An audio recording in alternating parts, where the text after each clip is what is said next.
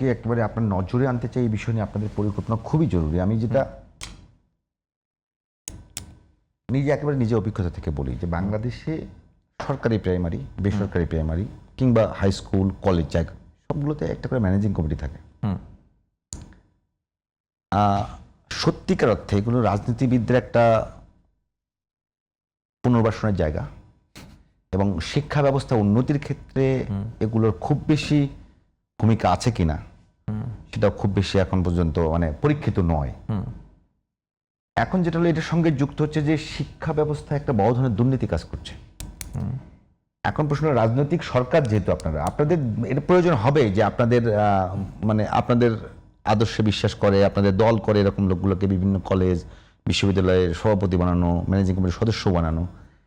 কিন্তু আসলে কি বাংলা, এটা আপনি দেখেছেন কি আমি জানি না, বা এটা নিয়ে আপনার স্টাডি কতখানি, যে শিক্ষার উন্নয়নে এগুলো কতখানি কাজ করছে? ম্যানেজিং কমিটি, স্কুলের ম্যানেজিং কমিটি, আপনার কলেজের গভর্নিং বডি, এগুলো অত্যন্ত গুরুত্বপূর্ণ। স্কুল কলেজের জন্য যেমন গুরুত্বপূর্ণ, অ্যাকচুয়ালি এলাকার জন্য গুরুত্বপূর্ণ। আমি প্রথমে আপনাকে এমপি হিসেবে কথা বলি। আমি তো একটা জায়গার দায়িত্ব, জনগণ ভোট দিয়ে আমাকে দায়িত্ব দিয়েছে।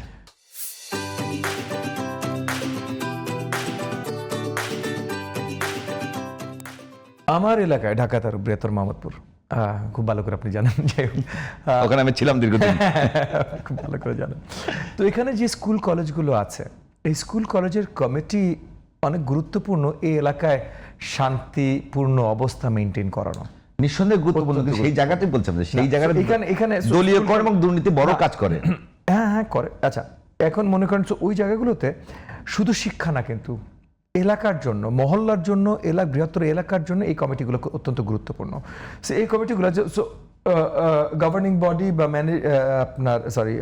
ম্যানেজমেন্ট কমিটি বা গভর্নিং বডি, এটা ইউজুয়ালি যেটা হয়ে থাকে 12 থেকে 13 জন মেম্বার হয়ে থাকে। হ্যাঁ, 13 জন হয় যদি সভাপতি 12 জনের বাইরে থেকে হয়, আর 12 জন থাকে যদি সভাপতি 12 জনের মধ্যে থেকে। এই 12 জনের ভিতরে আপনার এলাকার মুরব্বী একজন থাকে। মুরব্বী আমরা এটাকে বলি যে শিক্ষার বিদ্যা উৎসাহী বলে এটাকে। বিদ্যা উৎসাহী বলি। হ্যাঁ, এরকম নতুন নতুন অনেক শব্দ আমি এই এডুকেশন রিসার্চে যে শিখেছি। একজন থাকে ডোনার, থাকে একজন ফাউন্ডার ডোনার থাকে, একজন সাথে শিক্ষক, 4 জন গার্ডিয়ান শিক্ষক প্রতিনিধি থাকে। হ্যাঁ, তো এই জায়গাগুলোতে যেটা হয় যে শিক্ষক প্রতিনিধিগুলো যেহেতু গত 30-40 বছরে আমাদের শিক্ষাঙ্গন থেকে শুরু সব জায়গায় পলিটিসাইজড হয়ে গেছে।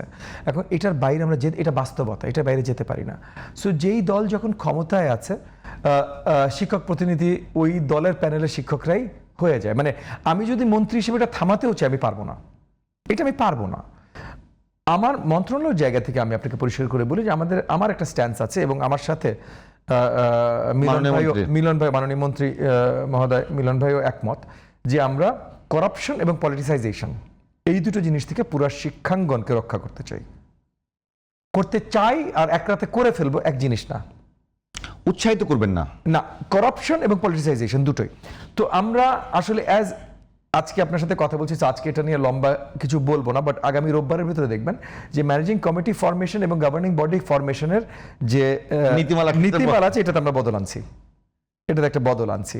যেহেতু বদল আনছি, আপনাকে বলে দিলাম, আমরা সানডে মানডের ভিতরে এটা পাবলিসাইজ অফিসিয়াল করবো। অফিসিয়াল করার পরই নিউজকে জানাবে এক্স্যাক্টলি কি বদল আনছি। বাট বদলটা এমনভাবে আনছি যেন ইমিডিয়েট ঘুরে ফিরে রাজনৈতিক হস্তক্ষেপ হবে না, এটা থামাইতে পারবো না ভাই। আচ্ছা, বাট ডিরেক্ট যেন রাজনৈতিক হস্তক্ষেপ না হতে পারে, ডিরেক্ট একটা ব্যারিয়ার দেওয়ার চেষ্টা আর কি, একাধিক ব্যারিয়ার দেবার আমরা চেষ্টা করছি নীতিমালাতেই। সো ওই যে আপনি বলবেন যে আমাদের উপরে একটা প্রেশার আছে, রাজনীতি আমাদের লোক বসাবো না, ওই জায়গা থেকে আমরা হাত ধুয়ে নিচ্ছি। আমরা এমপিকেও দিব না বসাইতে তার মন মতো। আমরা রাজনীতি থেকে যত বাইরে রাখা যায়, নতুন নীতিমালা দেখার পর দরকার আপনি আমাকে আরেকবার দাওয়াত জানেন না, আপনি দাওয়াত আগে দিয়ে রাখছি, আমি নতুন। আচ্ছা, আরেকটা বিষয়, এই জায়গায় আমরা চেঞ্জ আনছি। কিন্তু করাপশন গুলো, যেমন মনে করেন কিছু জায়গায় দেখেন আমাদের দেশে করাপশন ইনস্টিটিউশনালাইজড হয়ে গেছে। বাড়িতে বাড়িতে লোকজন বলে দেশ করাপশন মুক্ত করো, ছেলে মেয়েকে কই পাঠাবে? সরকারি চাকরিতে। হ্যাঁ, সরকারি চাকরিতে কেন পাঠাবে এটা জিজ্ঞেস করবেন না। মেয়েকে চাকরিতে দিবে না, বিয়ে দিবে কার সাথে দিবে? সরকারি চাকরিজীবী ছেলের সাথে বিয়ে দিবে। কেন দিবে জিজ্ঞেস, সে নিজে বলছে করাপশন মুক্ত চাই, কিন্তু মেয়ে বিয়ে ঠিকই ভাই সরকারি চাকরিজীবী ছেলের সাথে দিবে। কেন দিবে এটা তো আমরা সবাই জানি, উপর ইনকাম আছে, ঠিক না? সো এই যে করাপশন ইনস্টিটিউশনালাইজড হয়ে গেছে, সো এটা রাতারাতি যে আমরা চেঞ্জ করে ফেলবো, আমাদের প্রচেষ্টা আছে শক্ত প্রচেষ্টা থাকবে। ওভার টাইম সিস্টেমগুলো এমনভাবে যেমন এই যে গভর্নিং বডি এবং ম্যানেজমেন্ট কমিটির নীতিমালাটা আমরা চেঞ্জ করে দিচ্ছি। সো এরকম সিস্টেমে আমরা একটার পর একটা চেঞ্জ আনতে থাকবো, যেন কারাপশনটা আরো কঠিন হয়, পলিটিসাইজেশনটা আরো কঠিন হয়। এটাই সরকার প্রচেষ্টা হচ্ছে। হ্যাঁ, এটা আমরা করছি শিক্ষা মন্ত্রণালয় থেকে ইতিমধ্যে, মানে আমাদের এক সপ্তাহ হয়নি কিন্তু, মানে আজকে মাত্র এক সপ্তাহ শেষ হলো, মাত্র আজকে শেষ হলো। আমরা এর মধ্যে এইটা অলরেডি হাত দিয়ে ফেলেছি, এটা চেঞ্জ এনে ফেলেছি এবং এটা নীতিমালায় চলে যাবে, মানে অফিসিয়াল সিগনেচার দিয়ে চলে যাবে সানডে মানডে।